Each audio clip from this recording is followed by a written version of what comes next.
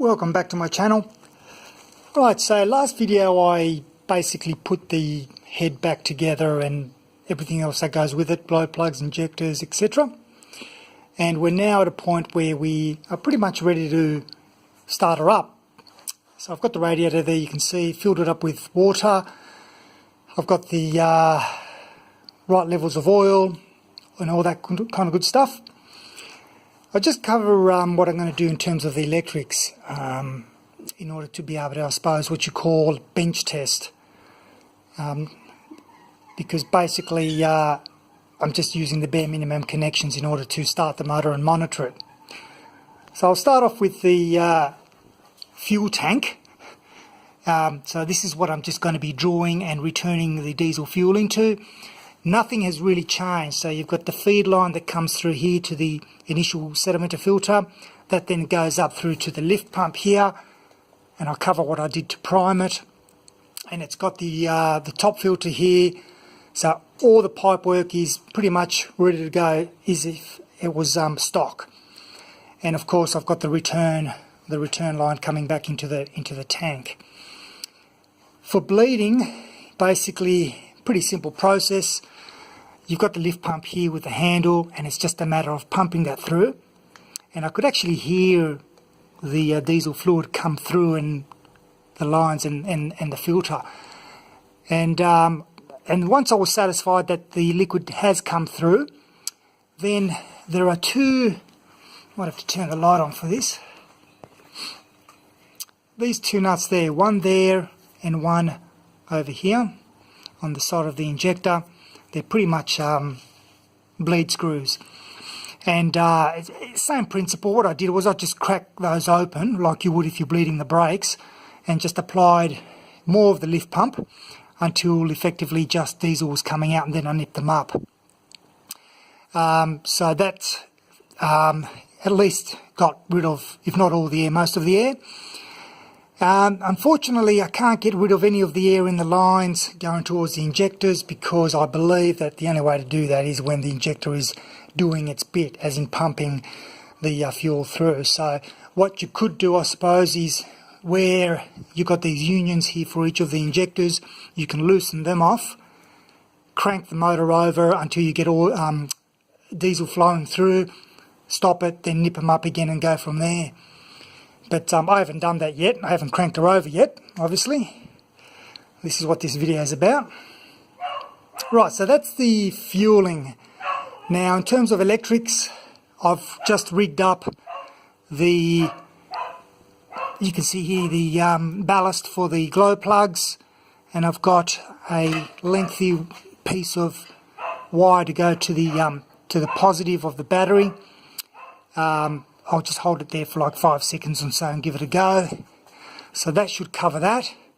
In terms of the actual motor, I've got an earth lead here which will go to the battery, and I've got this big black cable there that goes to the positive of the battery, and that runs, and this is all stock from this engine, it's a series, came off a series 3, that runs to the back over here, and I'll show you what happens on the other side. So here's this cable here, runs to the back here to the starter solenoid, this one here, which is also where this brown cable runs to the back of the alternator. This is going to be my kind of touch, and hopefully this will work. I'll have to determine if this does the job or not, but that'll be where I touch to start the motor, crank the starter motor over. So what I'll do is I'll actually bring back the glow plug power cable. So what I'm going to do here is I've got these two here, and the idea is touch that, hold it for about 5 seconds for the glow plugs to do their bit, maybe longer, we'll see, have a bit of a play, then drop that and then go for the secondary starter, which hopefully will kick the motor over. So it's a bit of a gamble. But as far as I can see, that's about all I need in terms of the electrics to crank her over. And I haven't put the cover on. I was actually topping it up with oil here, but what I might do is put the cover on initially, and once I've got it cranking over, remove the cover, because I want to make sure I can actually see the oil, which it should, because I cleaned it all up. All this has been thoroughly cleaned, all the passages, so there should be copious amounts of oil flowing through the top end here.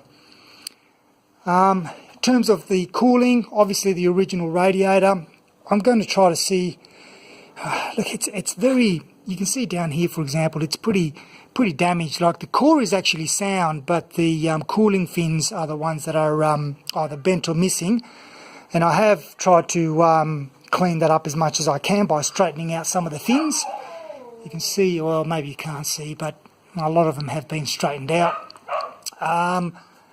But what I've done is I've added this union here with the hose that goes to the back of the head, which is what usually you feed the heater matrix with. But I had a bit of a trouble where this component wasn't actually earthing properly. Now, probably a combination of the gasket with the copper anti-seize on the threads. So I've added an actual extra bit of earthing wire to join it to the actual block of the head down here. And I know using a multimeter now I've got earth on here, so that was just a bit extra.